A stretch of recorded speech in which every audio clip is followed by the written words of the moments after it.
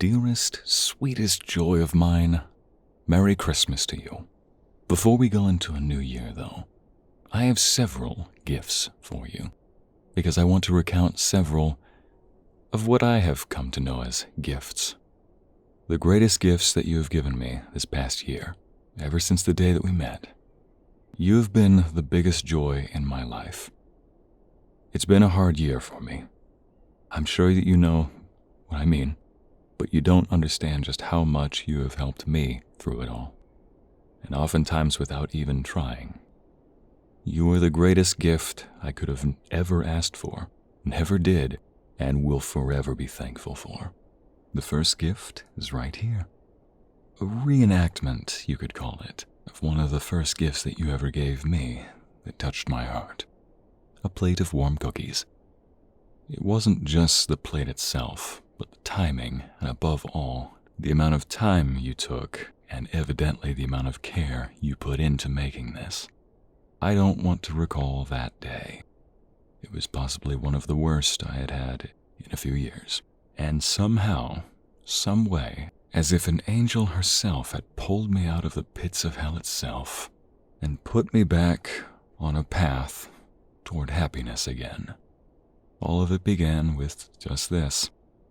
One simple act of kindness on a very, very bad day. In fact, this is actually the plate that you left on my porch. I still have the note, too. It's underneath the plate if you're curious. But those simple words meant far more than you possibly meant them to. I love to see you smile. I thought I had no reason to smile that day. If I could say that this perfectly summarizes the first of many gifts you bring into the world, it's that. It's a heart full of kindness, a heart full of care, and an act that very appropriately embodies your talent, your craft, your creativity, and your passion, all baked into one sweet, warm, soft goodie. And it reminded me there's always a reason to look up. Thank you for being that reason to look up. Because of this and much more, I have always tried to be right there at your side when you need it, and even sometimes when you don't.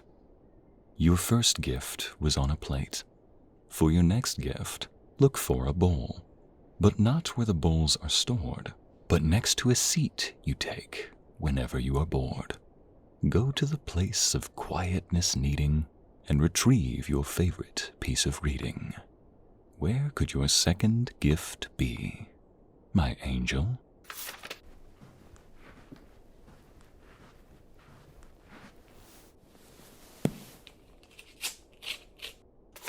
Dearest, sweetest part of my life, you found your second gift?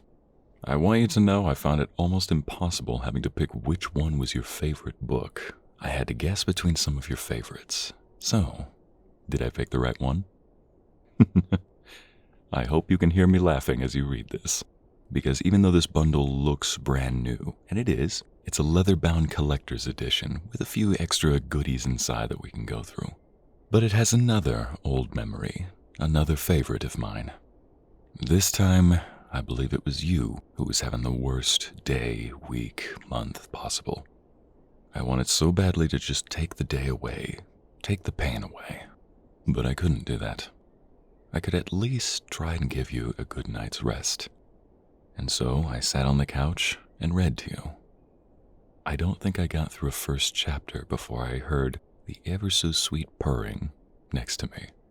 Pardon, you call it snoring, but I think that's too adorable to be called snoring.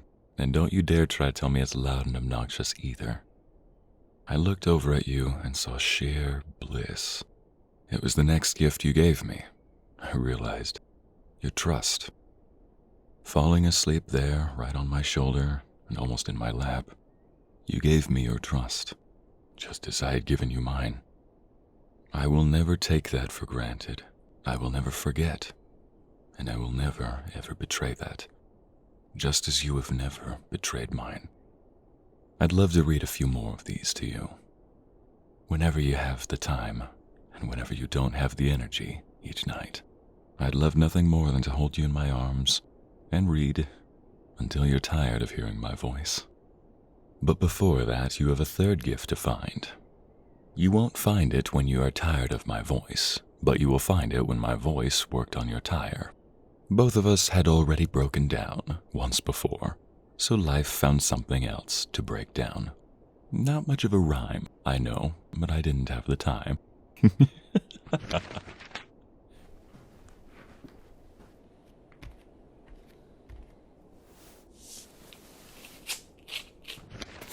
My dearest queen, my woman of grace.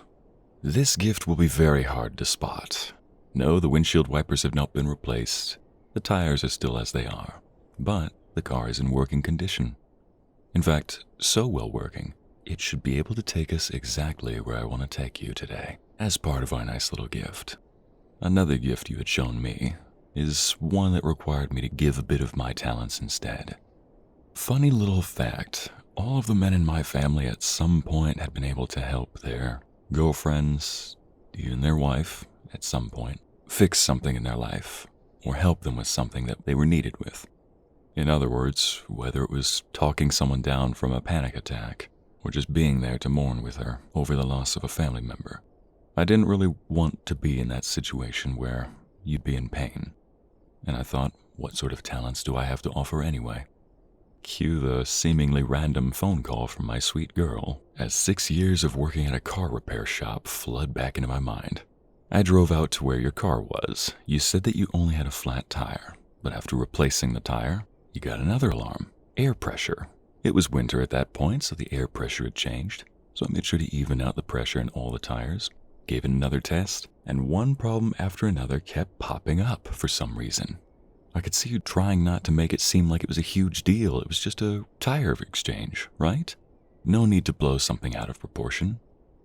But one little problem after another, one little maintenance followed by another, before finally ending with a battery that needed to be replaced. I want you to know that I think you kept very calm while on the side of the freeway, watching me work on your car, pointing out any issues, and then letting me do my work. Now, how could this ever be a gift? For one, this memory did make me feel useful, like I could actually help someone. But secondly, the biggest gift I saw there that you ever gave was patience. It was clear that this inconvenience in the day was more poorly timed than you let off. You had somewhere to be, you had something to do, and instead, life forced you to just stop, take a breath, slow down, and rather than make it the horrible day that most would have, I saw you demonstrate so much patience. Frankly, this was back before we were dating, so I wish I invited you to a coffee date after. I have to ask, was it because of this that you decided to drop off that plate of cookies when you did? Because I'm glad you did. It gave me the courage to finally just ask you out already. A plate of cookies from you, a working car from me. Next thing you know, we're falling asleep next to each other on the couch, reading some of your favorite books, and helping me discover a few favorite places of mine now. For your fourth and final gift, one of the books that I read to you held the following description. First meet me on high atop the tallest of towers, scaling it high for the greatest of powers. A crown of gold upon an index beset, a new moon atop by 2 emeralds are set. This place is no tower, this home is no castle. Just go up the stairs, I'll save you the hassle.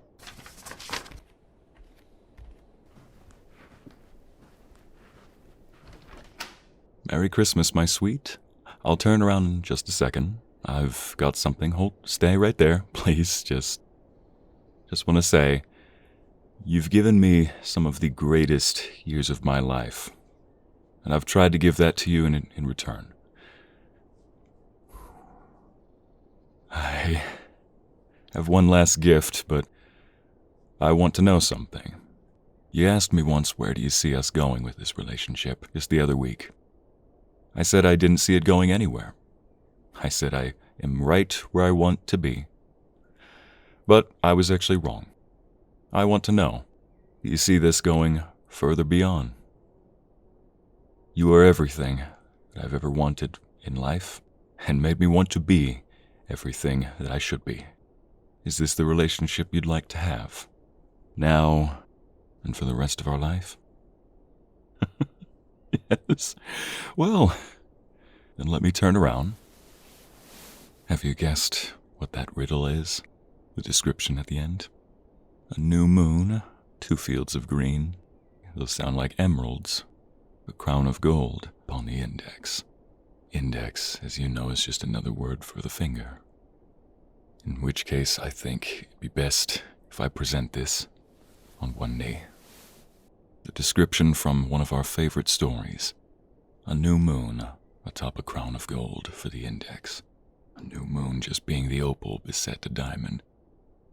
This story of mine that I've shared with you has been the greatest, even amid some of the most painful years of our life. Just like those stories we love reading, you are the ending I wish to have, and the new beginning I wish to share it with. I don't just want to be your boyfriend anymore. Will you have me as your husband? Then come here so I can kiss you.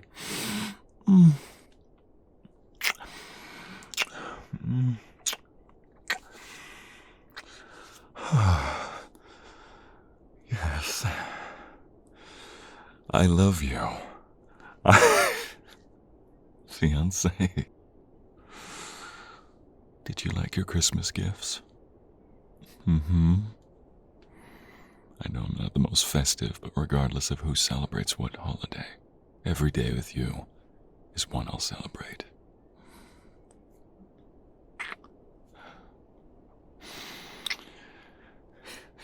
Come here, because I'm going to pick you up and carry you down to our car, because I have the...